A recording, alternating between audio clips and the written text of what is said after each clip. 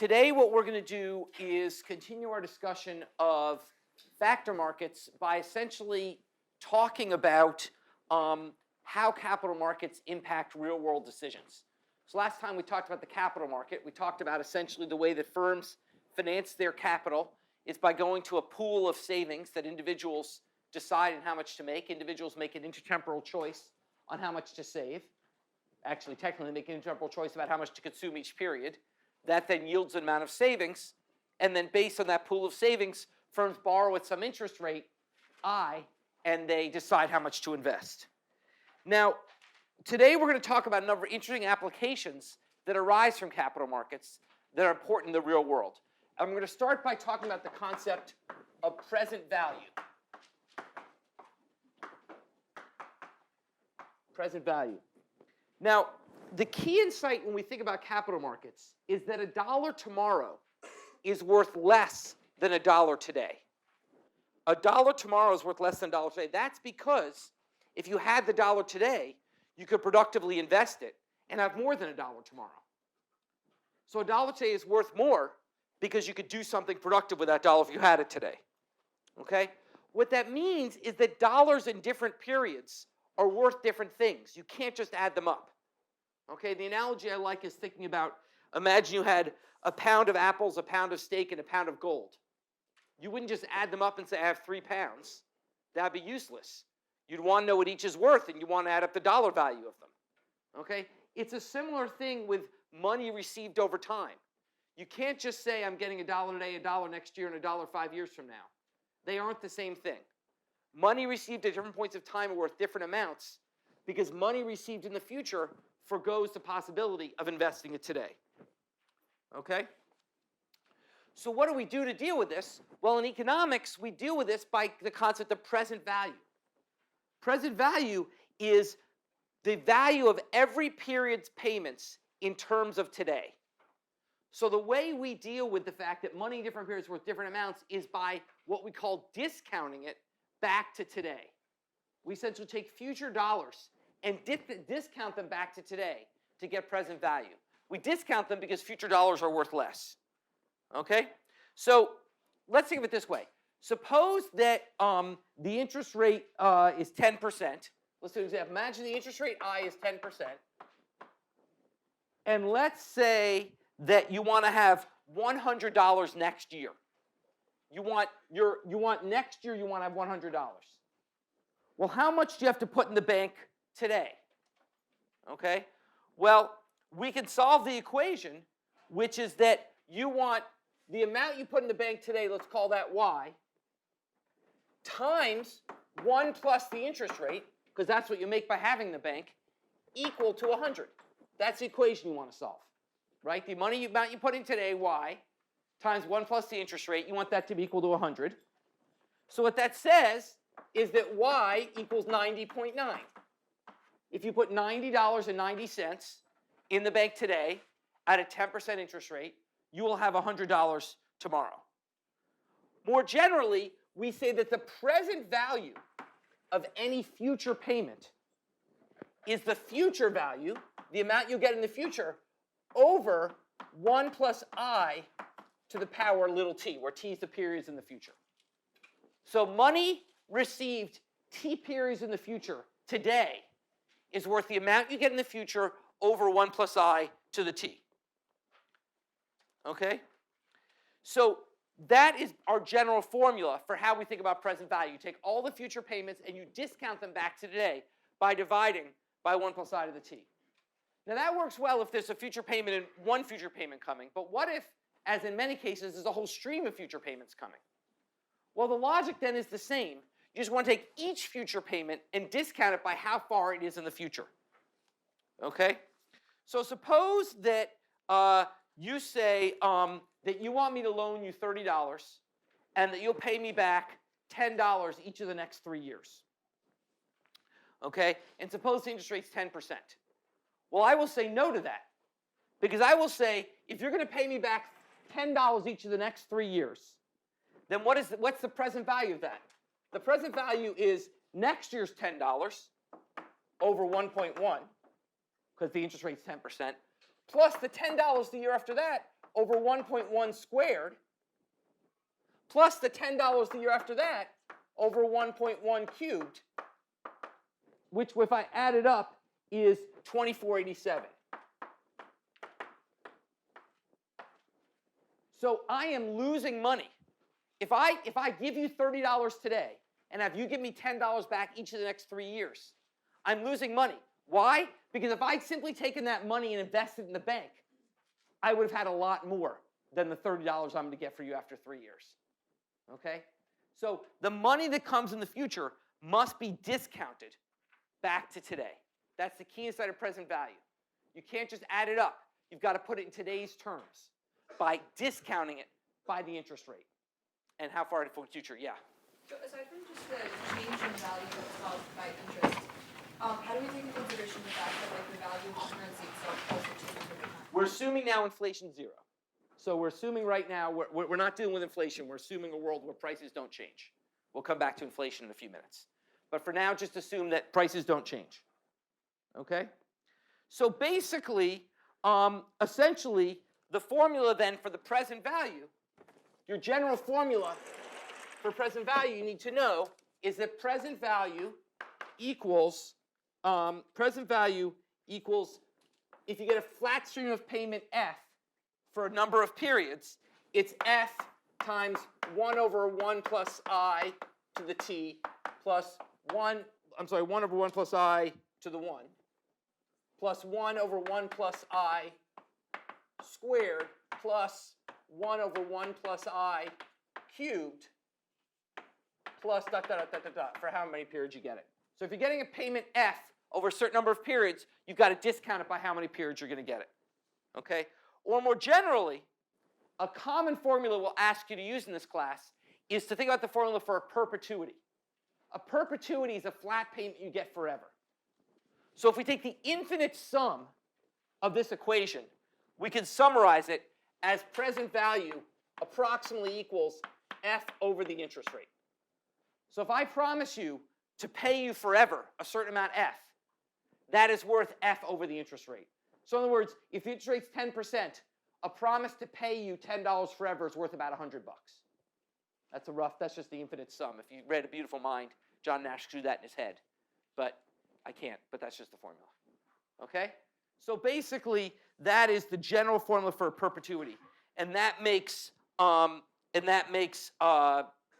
life easy. We'll give you a lot of examples where because if I say I want you to pay me for 8 years in the future, you got to write out 8 terms here. It's a pain in the ass. So what we'll say is money forever, and then you can just use this shortcut, which is the present value for a perpetuity. It's just F over I. Okay? Questions about that? Yeah? Does this also assume the rate of change over time? That's a great point. Yes, I'm assuming constant interest rate over time. Now, in reality, you'd want to have each period's interest rate here, and then you can't use this formula because the interest rate itself is changing. Very good point. Okay? Now, the other way to think about this is instead of thinking just this will be easy for most of you, but just it's useful to think it through. Let's flip it on its head, not think about present value, let's think about future value. This is a useful tool as well. Let's flip it on its head. Okay? So let's think about the value of a future stream of payments. Well, by the same logic we wrote before, future value, by the same logic we wrote before, if you're going to have money that's T years in the future value of that money that you're going to get, okay, if you're going to basically take your money and invest it, if you're going to have money that you're going to invest today and put it in the bank at some interest rate, then the future value is the amount you put in times 1 plus the interest rate to the T. So I've simply reversed that formula, present value, future value. So basically, future value, if you put money in the bank at some interest rate, you're going to get to have, over time, that money times 1 plus I to the T. Now, the reason we write this formula out and sort of flip it for you is because I want to highlight the key feature here that I want to drill into your heads. One of the, 10 things I most care you leave this course thinking about if you're not going to major in economics, but remembering, is the beauty of compounding. Which is that with a formula like this, you earn interest on your interest. If you leave money in the bank, you don't just earn interest on the initial amount you put in. you earn interest on the interest you earn over time. Okay? And this can be quite large. So let's do a simple example. Okay? Just to show you how big this can be and to get you all thinking about what you should do with your money when you get a job. Okay, imagine you plan to work full-time from age 22 to age 70. A little daunting to think about now. Probably most people retire after 70 by the time you guys retire. But let's just think about 22 to 70. Okay? And let's say that you can save at a constant 7% interest rate. Inflation's 0, the interest rate's constant. Make life easy. 7% interest rate. Okay? And let's consider two different plans you have for savings. Plan one. Plan one is that you're going to save $3,000 a year for the first 15 years that you work and then stop saving. $3,000 for 15 years, then you're just going to leave that in the bank, leave it alone, never save anymore. Just let that money sit in the bank. Okay? Well, in that case, what will you have? Well, after the first 15 years of putting $3,000 in the bank every year, if you work out the math, you will have $75,000, 75,387 after 15 years. Okay, that's not just 15 years times, that's bigger than 15 times 3,000 because you're earning interest along the way. Okay, that's 15 years. Then you're just going to let that sit there. And that's going to sit there. Remember, after 15 years, you started working at 22, you're only 37 years old. That's going to then sit there for the next 33 years. You're not going to touch it, you're not going to save any more. What that means is after 33 years, this turns into 75,387 times 1.07 to the 33rd. Okay, after 33 years, or $703,000. 703,010. Okay? So you save $3,000. That's not a lot of money. You guys are going to make a lot of money. $3,000 for 15 years, and then you never had to save again. Contrast that with a different approach. Let's say you say, look, that's stupid. I'm young. I'm going to party. I'll worry about retirement when retirement's close. I'm going to save nothing the first 15 years. And then I'm going to save $3,000 every year. First 15 years, I'm going to save nothing. Then I'll save $3,000 every year. Okay? Well, if you do that and do the math, you end up with, when you retire, $356,800. Think about this for 1 second. In this case, you save for more than twice as many years. You saved for 33 years, and you ended up with half as much. That's the miracle of compounding. The earlier you save, the more money you can make it along the way. And that's why you guys need to start saving right away. Yeah? What was plan 2 again? Plan 2 was I do nothing the first 15 years. Then I save for the remaining 30, I save $3,000 a year for the remaining 30 years of my career. Okay? So literally in plan 1, I save for 15 years and then I stop. Here I save for 33 years. But by starting earlier and using the miracle of compounding, I end up with twice as much money. Okay? Now, this is actually pretty, this is one of the few things in this class my kids could understand when they were little. Because having been to the Boston Science Museum, and you guys been? Okay.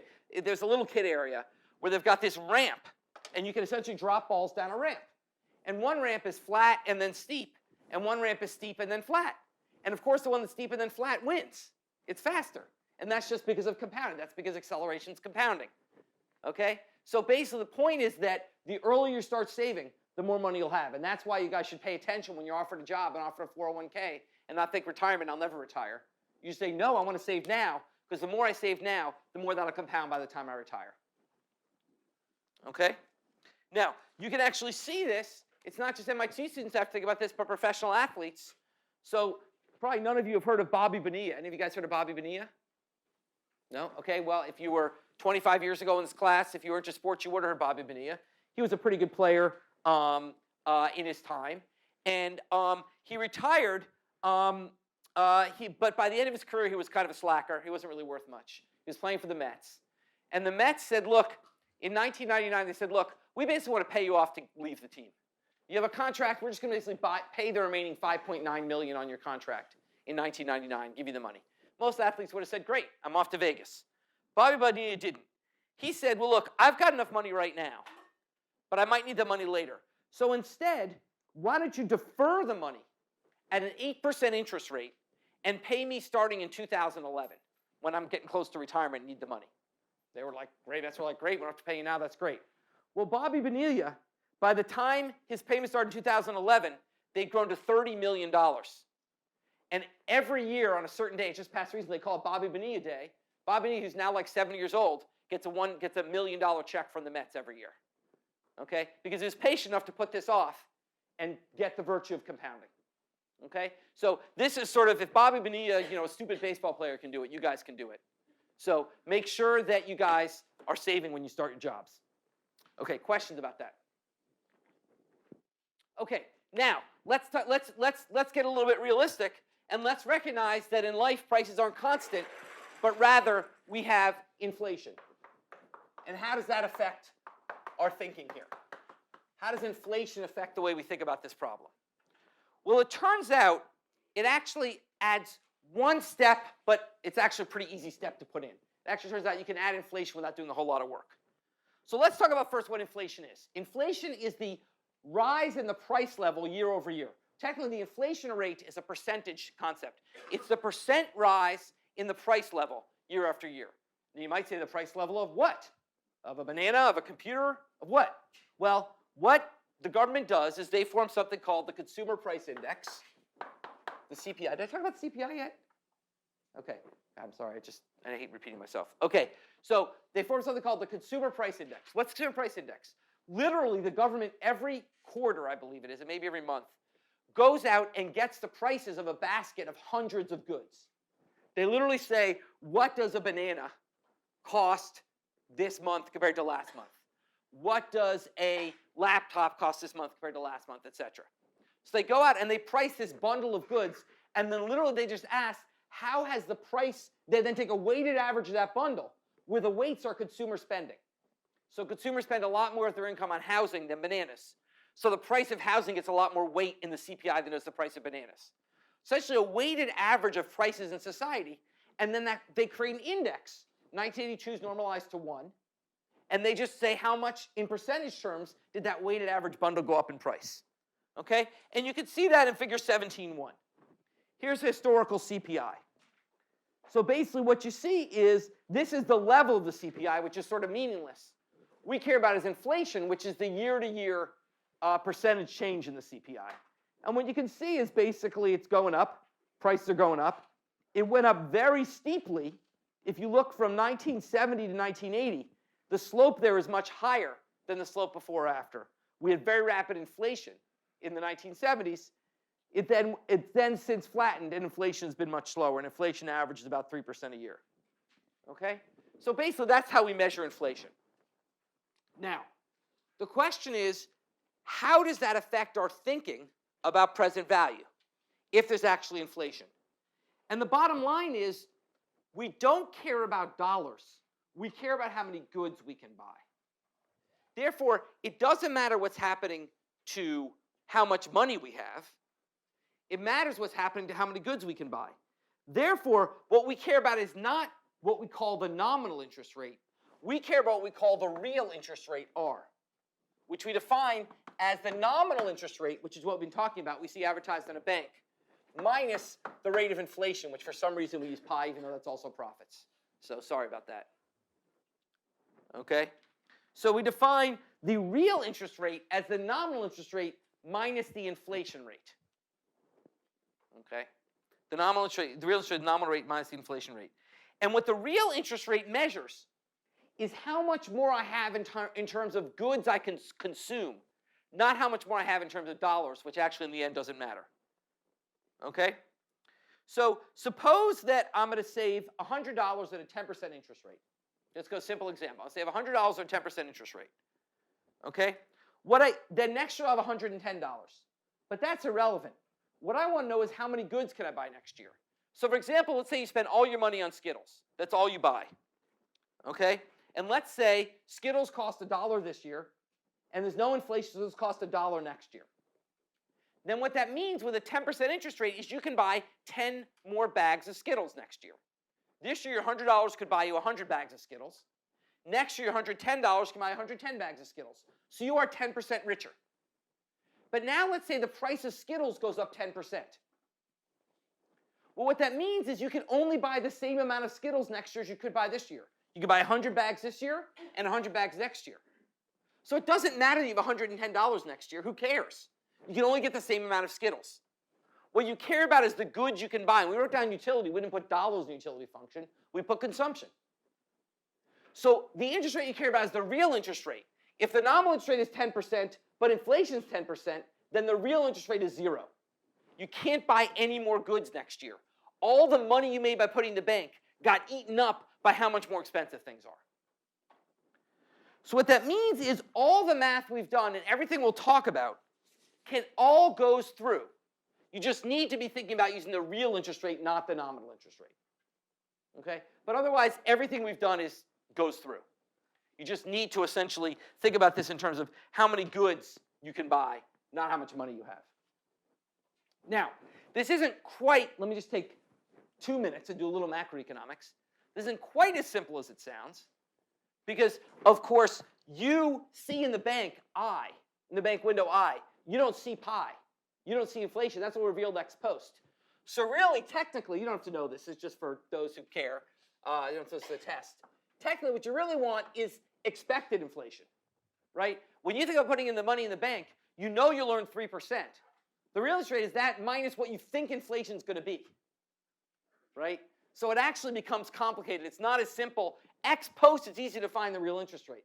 Ex ante, it's not so easy because it depends on what you think inflation is going to be. So there's some tricks there. There's also a bunch of tricks in measuring the inflation rate. So for example, like I said, the Bureau of Labor Statistics goes out and has a bundle of 600 goods, and it gets their prices. But what is a good? I mean, a banana is a banana. But a laptop, what the hell is a laptop? How much RAM does it have? What's the graphics card? How fancy is the display? Well, the Bureau of Labor Statistics doesn't go out and price literally hundreds of laptops. It prices 1 or 2. And the problem with that is the following. Let's say you find that today a laptop is 1,000 and tomorrow it's 1,500. But it can do, let's say today a laptop's 1,000 and tomorrow it's 1,500, but it can do a ton more stuff. Well, we would say inflation's 50%, but that's not really right. Because the good you're consuming is not the laptop, it's the computing ability of the laptop. And that's gone up. So to say inflation's 50% is wrong. Inflation's 50% minus the quality improvement of the better laptop you got. Think of it another way. Imagine laptop prices didn't go up, but RAM doubled. Okay? Would you say you're no better off buying a laptop with twice as much RAM at the same price? No, you're better off. But our inflation concept would say, no, you're the same off. So the trick here is it's simple in practice, and we'll pretend it's simple. Just say R is I minus pi. But 2 tricks. A, it's expected pi, which is hard to guess. And B, inflation is really hard to measure because there's things like quality bias and other things. There's a whole field of macroeconomics worrying about inflation measurement. So I won't spend a lot of time on it. But it's just sort of the kind of interesting, we just to sort of talk about how sort of at high level we go through things here. Like everything else in this class, largely we get it right. Largely expected inflation is not too badly modeled by last year's inflation. And quality bias we can model and stuff. So this isn't a bad model, but it just sort of points to some of the subtleties you have to deal with in reality when you try to implement these basic sort of formulations. Okay? Now, with that in mind, I'm going to now say, let's assume inflation's 0 again. Okay? So we'll go back and use I, and we'll use I interchangeably with R for the rest of this course. Okay? Unless asked differently. Unless told differently, assume inflation 0. So I and R are interchangeable. With that in mind, let's go to the next topic, which is taking these tools, how do we model choices over time? How do people model? How do people make decisions over time? And there's a simple answer. So this is tricky because if I said to you, hey, I'm going to give, do you want $30 or $50? You'd say, I want $50. But actually, you shouldn't say that. You should say, over what period of time am I getting the 30? And over what period of time am I getting the 50? If it's today, I want 50. But if the 50 is 20 years in the future and the 30 is today, I might want the 30. What that means is you have to evaluate choices in present value terms. You can't just add up the money. You have to evaluate those choices in present value terms. And then you need to pick the option with the highest present value. So once again, let's come back to athletes because athletic contracts deal with this all the time. Let's imagine an athlete considering 2 different contracts. Okay? Contract 1 contract A pays $1 million today. Contract B, okay, pays $500,000 today and $1.5 million in 10 years. Okay? Now, when you read in the newspaper, you'll see this guy got offered $1 million, this guy got offered $2 million. That's what the newspaper will say, but that's wrong. Because these are paid at different periods of time that are different amounts. Indeed, the present value of the first contract is what? $1 million. It's today. What's the present value of the second contract? Someone tell me how I'd write that down. How to write down the present value of the second contract. Yeah. 500,000 plus 1.5 million over 1 plus whatever the interest rate is based on. Exactly. It's 1 plus the interest rate to the 10th, right? Because you're getting it in 10 years. Okay? So essentially, that means that whether it's a better deal or not depends on the interest rate. Indeed, if the interest rate is 7%, and the interest rate is 7%, this has a present value of $1.3 million. So it's a good deal. If the interest rate was 14%, then this deal would have a present value of 0.9 million. So it's a worse deal. So whether or not this is a better or worse deal depends on the interest rate. Why is that? Why is this a worse deal the higher the interest rate? Yeah.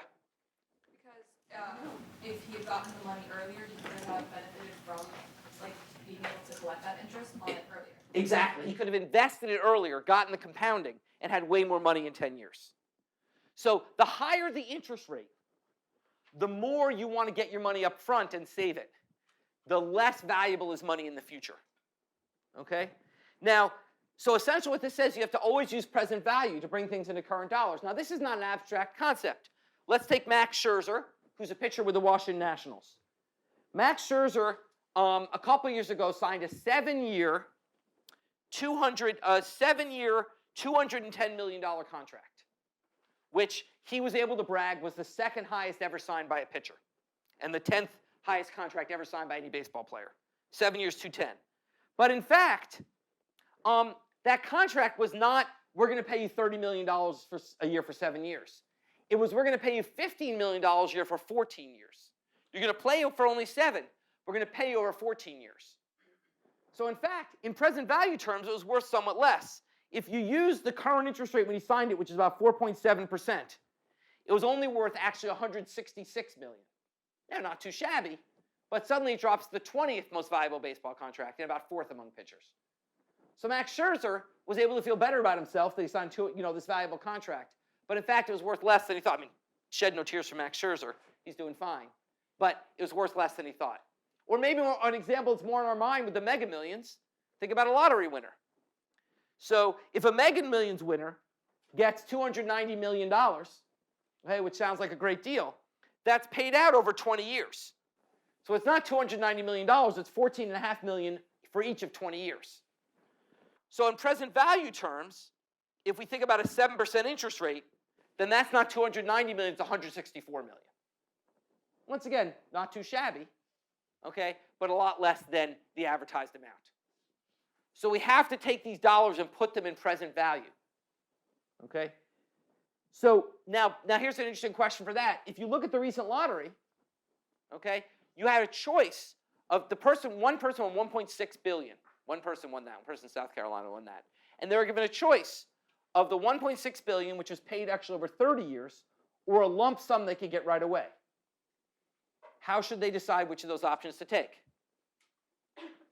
How should they decide whether to take the $1.6 billion paid over 30 years, so 1.6 over 30, paid in equal installments, over time, versus just getting a lump sum today, not of 1.6 million, but a lower amount?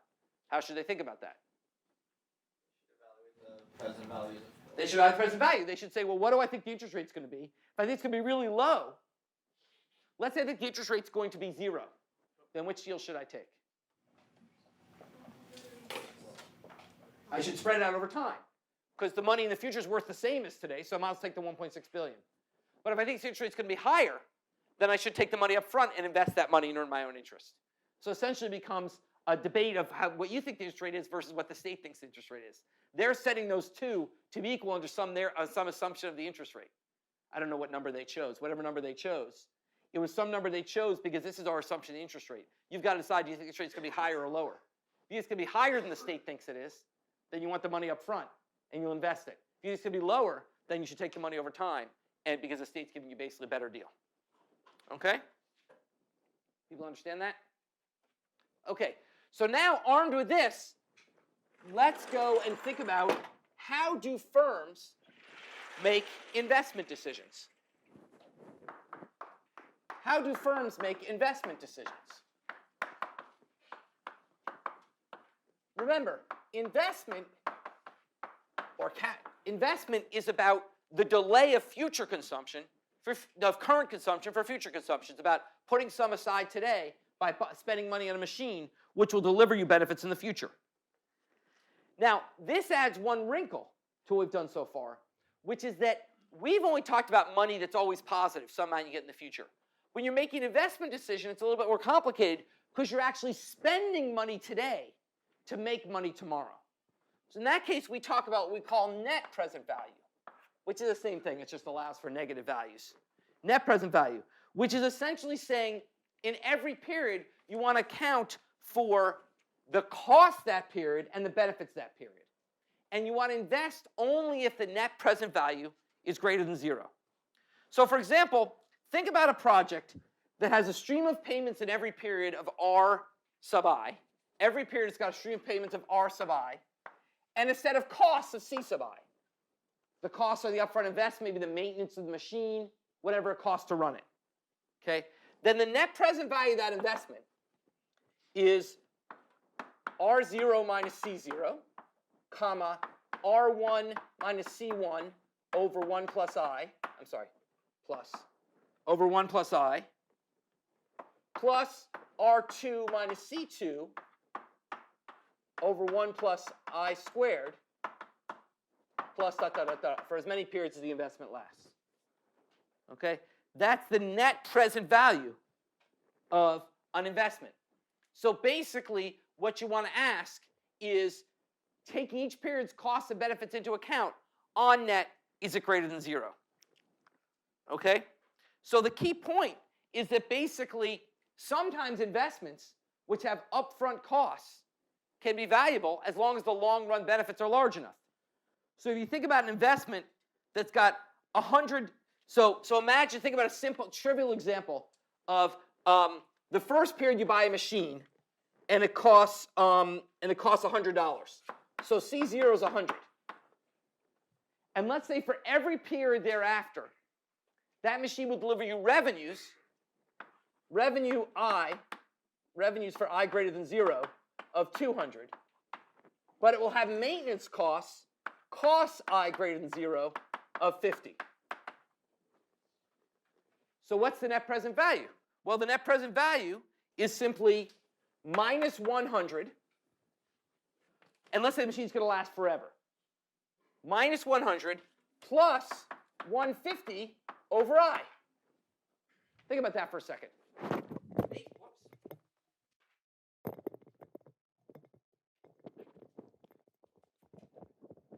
Basically what we're saying is you're throwing 100 at it today, so that's negative, but every period in the future you're going to net $150 because you're going to make $250 maintenance costs. And we have the formula, so we just apply the formula for perpetuity. We have a set of future payments of $150. So your net present value is minus 100 plus 150 over I. So let's look at this formula for a second.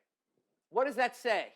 What is the relationship between whether the firm's going to want to invest and the interest rate? What does this imply the relationship between a firm's desire for investment and the interest rate? As the interest rate goes up, will firms want to do more investment or less investment, and why? Will firms want to be more eager to buy machines or less eager to buy machines, and why as the interest rate goes up? Yeah? Less eager. Pay more later. They'll be less eager, say it again, because why? Because if they're more capital needs to pay more later. Yeah. Or the other, I think an easier way to think is borrowing. Just think about they got a bunch of money. Apple's got a bunch of money today they're sitting on. If they buy the machine, they're going to get this return. If they don't buy the machine, they can put it in the bank or invest in Apple stock and get some interest rate I. The higher the higher the interest rate, the less they want to invest. Or think of it this way, the interest rate is the opportunity cost of investment. Okay? The more the firm invests in their machines, the less they can earn saving through some other mechanism. And the price that they pay by forgoing that other savings is I. Okay? Yeah. So like, does that mean if you're looking at a machine, it's better to like try to to push the cost further into because then like you can't also divide by the 1 plus I. Basically, you always want to try to make as much money early as you can and make the cost as late as you can. For any given amount, you'd absolutely like to shift your. You'd absolutely like to do that. That's why we'll talk about this in my public finance class. We talk about why when you're paying taxes, you always want to try to find shenanigans that allow you to pay your taxes later. So for any given amount of taxes, the later you pay it, the less it costs you, because you get to earn the interest along the way and then pay it later on. This is a key macroeconomic concept. You'll often hear in the news, high interest rates are bad for business. And you might have thought, why is that? This is why. High interest rates are bad for the economy, you'll hear. Why are high interest rates bad for the economy? You might say, wait a second, that makes no sense. A high interest rate means I earn more in my savings. Why is that bad for the economy? It's bad for the economy because it lowers the demand for capital. Because the higher the interest rate, the less firms actually want to invest, the more they just want to sock their money away in the bank. Okay? So that is kind of, that's the key question. Now, then let me ask another question. If you're a firm, what's the right I to use? If you're a firm thinking about this investment decision, we know the higher I is, the less you want to invest. But what is I? Once again, forget inflation. Inflation's zero. What's the right, what we call firm discount rate? The discount rate is the amount by which firms are going to discount future dollars to bring them back to today. How does the firm think about what I to use? What I should the firm use? Your Apple. Yeah, go ahead. There's one in I that makes that positive, right? Well, they don't want to invest unless it's positive. That's a good point. But the way they do is they write down the math and they plug in an I. What I do they plug in? Yeah. Is it published by the government? Well, it might be. But it's not. There's not one answer. What's the general answer the firm wants to use? What's the general answer? That the firm, if you're a firm thinking about making an investment and you want to discount that investment, what do you want to discount it by? Yeah. The opportunity cost of the next best return. The next best thing you could do. So if I'm thinking about building this machine, when I discount it, I want to think about what's the next best thing I could do with that money. That's the discount rate I want to use. So in a world where firms either can buy a machine or put it in the bank, it's easy. It's the bank interest rate. But life's not that easy. Firms have dozens of investments. So where every investment, you want to discount it by the next best thing you can do with the money. Concept of opportunity cost. That's why it's the very first thing we taught in this class. Opportunity cost is always what drives things. Okay? Questions about that? Now, this isn't just for firms. This same math applies to consumers as well. Let's think about me. A number of years ago, I had to decide whether to insulate my ancient house. Okay? Let's write down the numbers to sort of think how this worked. I had heating bills at that time, back when gas was cheaper, of about $2,000 a year. Was my heating bills for the house. Okay? The best estimate I could get was that if I insulated my house, I would lower my heating costs by 25%. So my heating costs would fall by $500 per year if I insulated my cost, if I insulated my house. And the insulation, but to insulate my house, I had to pay the guy to insulate it, and that cost, the insulation, cost $4,000. How do I think about whether I should insulate or not? How do I think about that decision? What equation should I write down? Yeah. You minus 4,000 plus 500 over I. Exactly. I should say, I'll assume I'm going to own the house forever, or at least long enough that I can treat it as forever. and I write down that formula. And what that formula says is that if I think the interest rate's less than 12.5%, I should insulate. If I think the interest rate is more than 12.5%, I should just invest the money and use the returns of that investment to pay my higher heating bills. So it all depends on what the interest rate is. Okay? Now, so that's why, and I did it, I insulated. But that's so the same logic we could think of is basically essentially the same idea as firms. You want to think about the upfront costs and the long-run returns. Okay? Now here's a fun economics question. What if I don't intend to hold the house forever? I would argue I should still use this formula. Why? Yeah? Because you increase, whenever you decide to sell the house, you increase the value. Exactly, because I'm increasing the value of an asset that I'll then sell. So presumably by insulating, I've raised the price of my house. How much have I raised it by? Exactly 500 of RI. So I'm going to insulate and sell next year. I should still insulate because I should get 500 of RI more dollars for my house. So in fact, it doesn't matter. If you can sell an asset, then actually your horizon is always infinite. It's not just the short horizon, which is kind of an interesting insight. Okay? So the last thing I want to talk about is the fact that these decisions are not just relevant. You guys are like retirement, business machines, insulation. God, you're old, John. I don't care about any of this stuff. Well, let's talk about something you care about, which is going to college. Let's talk about your decision. You've already made it, but you've got a little sibling, and they're deciding whether to go to college. Okay? Well, and they're not going to go to MIT. They're going to go to a more typical school. And they've got to decide whether to go to college.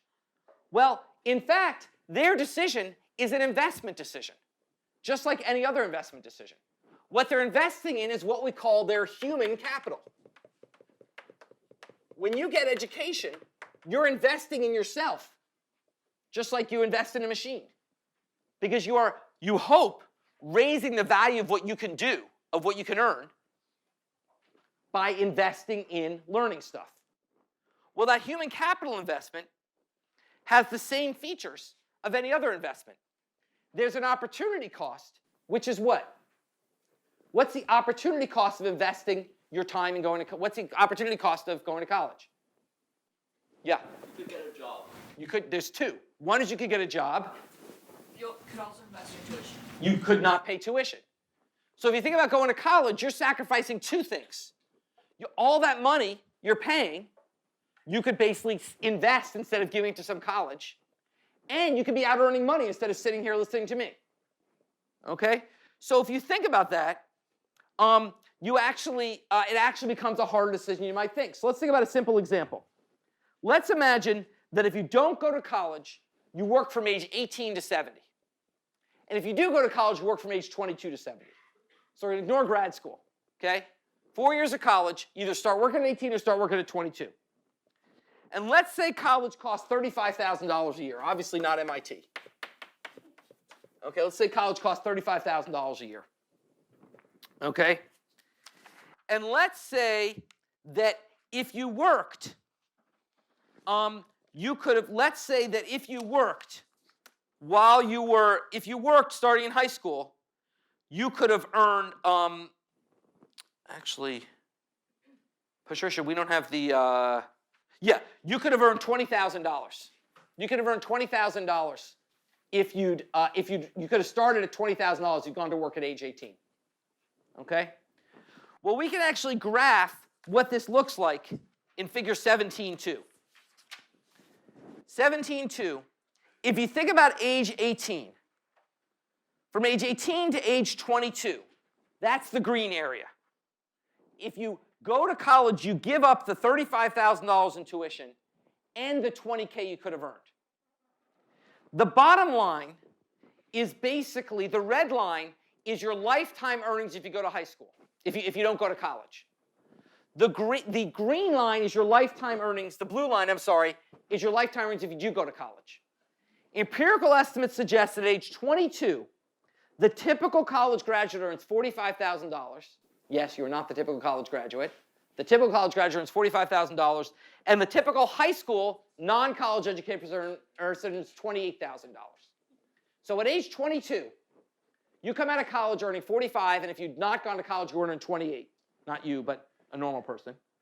Okay? But moreover, not only do you earn more when you leave college, your earnings grows faster. So if you're college educated, it not only means you earn 17K more at 22, it also means your earnings grows faster.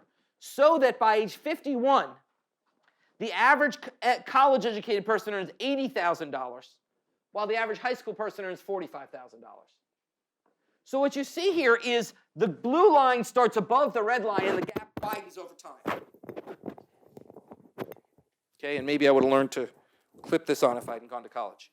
Okay, so the gap widens over time. So how do we think about this decision? Well, the cost is the green area. The cost is over 4 years, you could have earned money and you wouldn't have had to pay tuition. The benefit is the yellow area. Over that entire time after graduation, you're making more money. Now, obviously, in terms of size, the yellow area is much, much bigger than the green area.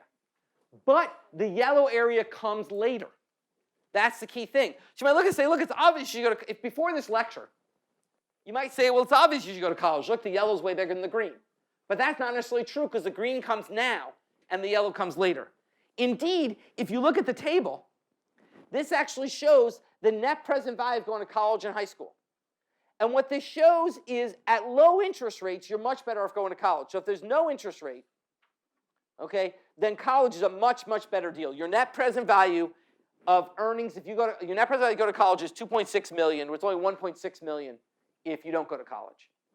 But once the interest rate gets above 8%, it suddenly becomes a worse deal to go to college. That is at only a 9% interest rate, which existed not that long ago, okay, in our history.